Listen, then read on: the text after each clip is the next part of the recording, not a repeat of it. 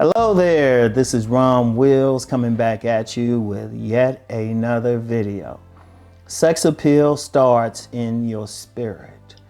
And I'm gonna go deep, and not in a sense of like some metaphysical, energetic type of stuff, but more psychology, more behind the psychology. You can substitute the word spirit for temperament, or psychology, or rather subconscious, whatever's going on inside. It's a deep thing, because I've been seeing some videos lately, and you got some other content creators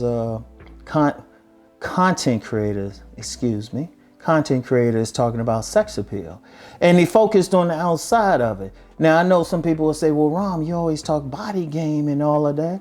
Yeah, I do, but I've consistently said that's just the foundation. You still got to know what to do with it. But there's something deeper you need, and it's not something that necessarily going to draw someone to you, but it's a certain thing within your temperament, your spirit is going to affect how you behave, how you interact with the opposite sex, how you adorn yourself, and everything. And it starts in the spirit. And I've talked about this before, but I'm seeing that so many are talking about sex appeal, and they focus on, well, yeah, get the body. Oh, you got to have that face and all of that. And I'm like, okay, but that's not going to make that helps. Well, it's a powerful tool, powerful bait. But here's the reality. Many women will see a guy, say he's handsome, and he can have all the stuff. He can be handsome, can have hair or whatever. He could have style, tattoos, all the stuff many guys are saying are sexy, and still the women, they ain't getting a buzz. They got dryness. And it don't even have to do with their mouthpiece or anything like that, or their money. They still don't turn on women. Now, women might still deal with them because they look a certain way, and those are masked men. Usually the masked man also has to have some money. They look good. They got money on paper. They got some status, something that the woman is like, she can at least say it, but it don't mean she's going to necessarily want to have sex with them. There's been many a time when a woman, she might cheat with a guy who to everybody else don't look as good. I've seen that happen.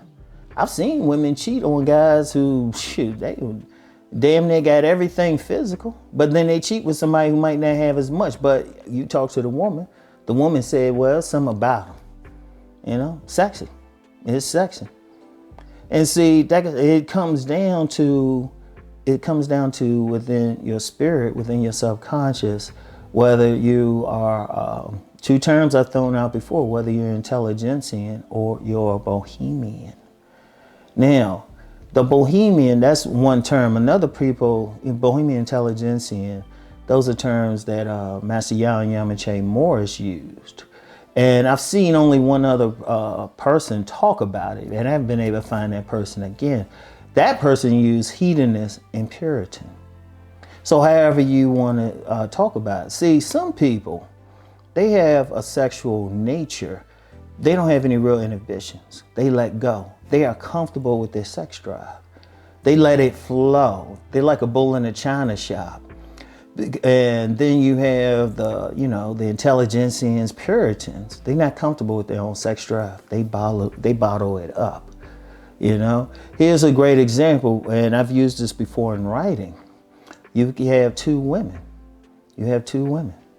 One, they're twins, identical twins.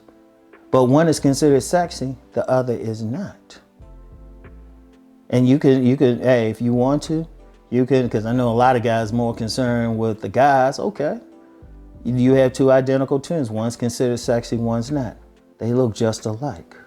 In fact, since, for the guys who can understand it, I'll use both angles. Okay, so you have a woman who's considered sexy. One of the twins sexy, the other's not. What's the difference?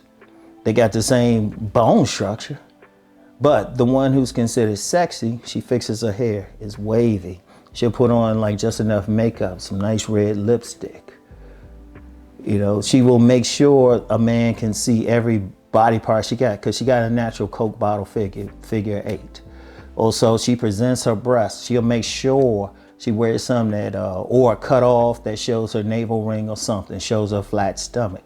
She'll wear some tight shorts, or with these women, these shorts that their booty cheeks are hanging out of, and some heels too, just all to get attention. And then she's going to like engaging with men.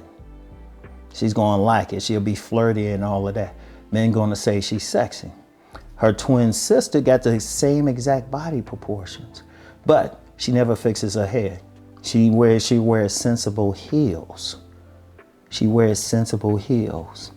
She wears sweats. She never shows any. She wears clothes like a loose top or loose clothes that don't show her shape as well. So men, they see it, and they might, if they talk with her, they might like her, but they ain't fantasizing about her. Let's put it like that. They won't need that Vaseline, and they won't need the 5-finger job with her. They won't think about it. They won't think about it. They don't see her as sexy.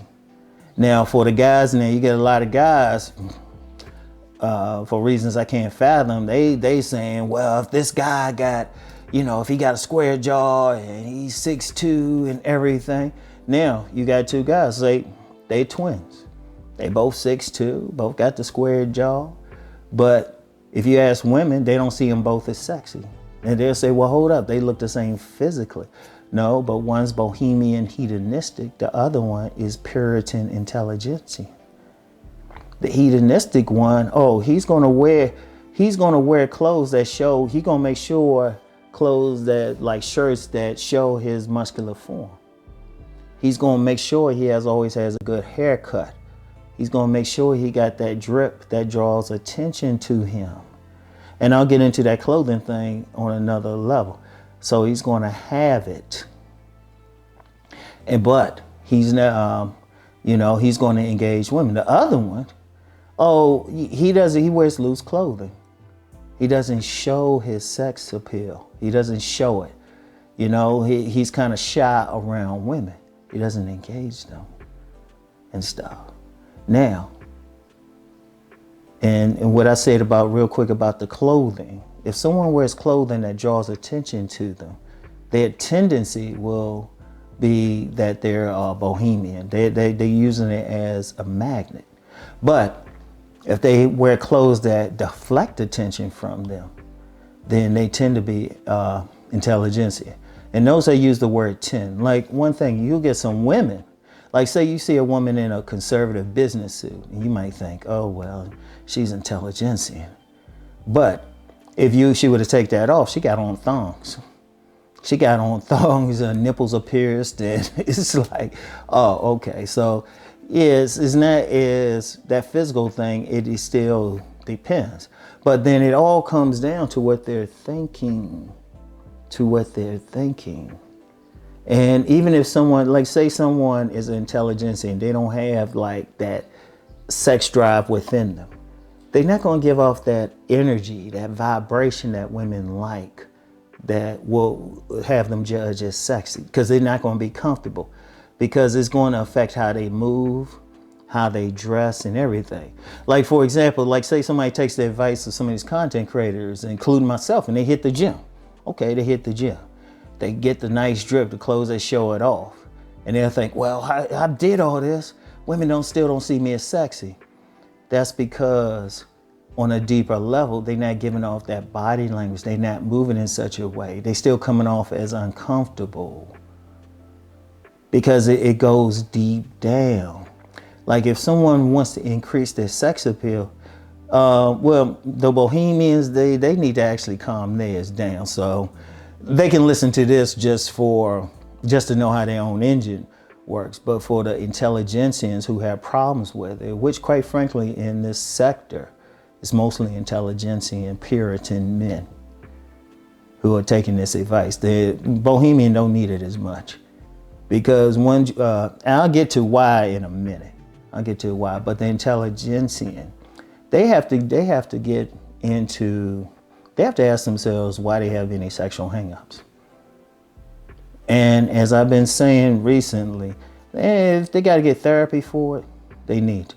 The most common thing is associating sex with sin. Intelligentsians tend to be more religious or raised in a system that associated sex with or sex outside of marriage with sin. A secondary thing could just, being in a family where they were just strict like that. And then unfortunately, maybe suffered some abuse and negative sexual experience as a child. It could be anything like that. With most of it, the religious part, they really have to think about it. They really have to deal with it on that level. I can't give any advice on that one because I can't tell another man how to walk a spiritual path.